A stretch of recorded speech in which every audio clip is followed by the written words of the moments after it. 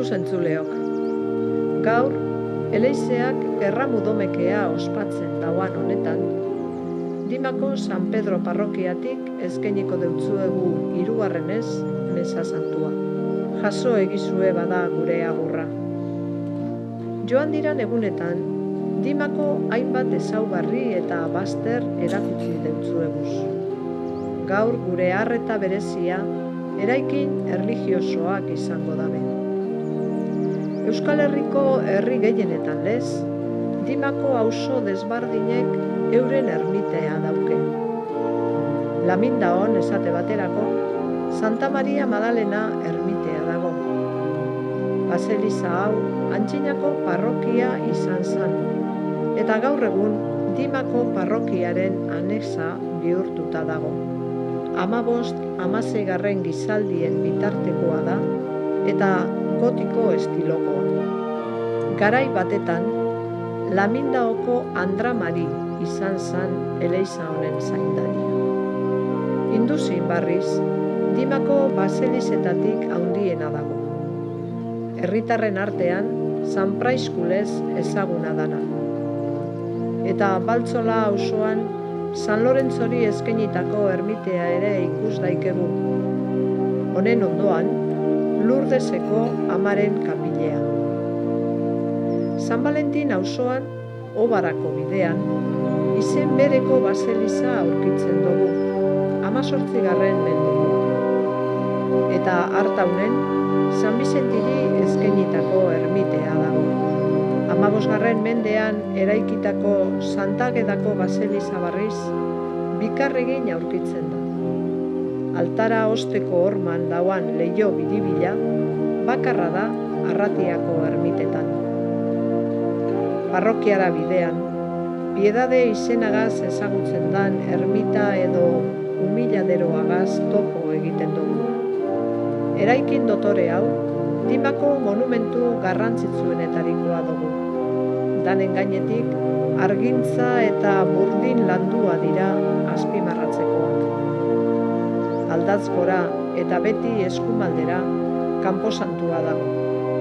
Sarrera dotorea dauka, eta arte kontuetan adituek dinoenez, kalitate artistiko handikoa da. Eta bat-batean, San Pedro Eleizan aurkitzen gara. Parrokia honek historian zehar, hainbat ezbehar izan ditu. 3 aldiz erre izan da. Azkenengoa, oraindino hemengo biztanle asko gogoan dabena. 1940 urtean izan zen. Torrea izan ezik, dandana erre egin zen. Eta bere erretaula eta irudi ederrak ia guztiz deseginda gerratu ziren. Hori bai, dorrea ederra da. 18. gizaldikoa, barroko estilokoa, eta orduko Eleizaren errastu bakarra. Kontuan eukitekoa da Eleiza honen portiko ederra, eta barruan koruari loturik egin izan jakozan alboetako tribuna antzekoak. Dokumentuak dinoskuenez, Eleiza barruan rokoko tankerako 5 erretaula aurkitzen ziran, Jeronimo Argos maisuak eginak. Baina azkenengo erreteak danak desegin ebazan. Gaurko erretaula nagusi hau, Durangoko San Agustin komentutik ekarria da. Hau ere barrokoa. 18. gizaldekoa da Margotubako olezkoa. Bere egilea, Juan Ignacio de Urquiza izan zalarik. Erretaula honen irudien artean, goiko aldean ikus daikegun Kristo gurutzeratua, eta bere bihotzean dauan parrokiako zaindaria dan San Pedro Apostoluarena aitatuko doguz. Azken hau, irudirik interesgarriena dalako.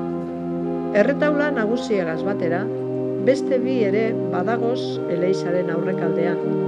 Eskumatara, sagrarioa aurkitzen dana, eta ezkerretara, Domingo de Iturrate zoriontsuarena. Hemen, San Anton eta Isidro Deunaren irudiekin batera, erdi-erdian, zoriontsuaren irudia eta bere erlikiak dagoz. Dimako eleiza honetan aipatzekoak dira, egurrez egindako eder lanak ere. Bateo pontearen oina, presbiterioan dagozan anboia, altarako maila, atrila, guruzbidearen hornigarriak, danak Dimako seme izan zan Luis Ausmendi eta bere familiaren arostegian egindakoak. Beste barik, goia zan meza santua ospatzera. Gaur, erramu domekea izanik, elizpean egingo dan erramu bedeinkapenarekin hasiko dugu ospakizuna.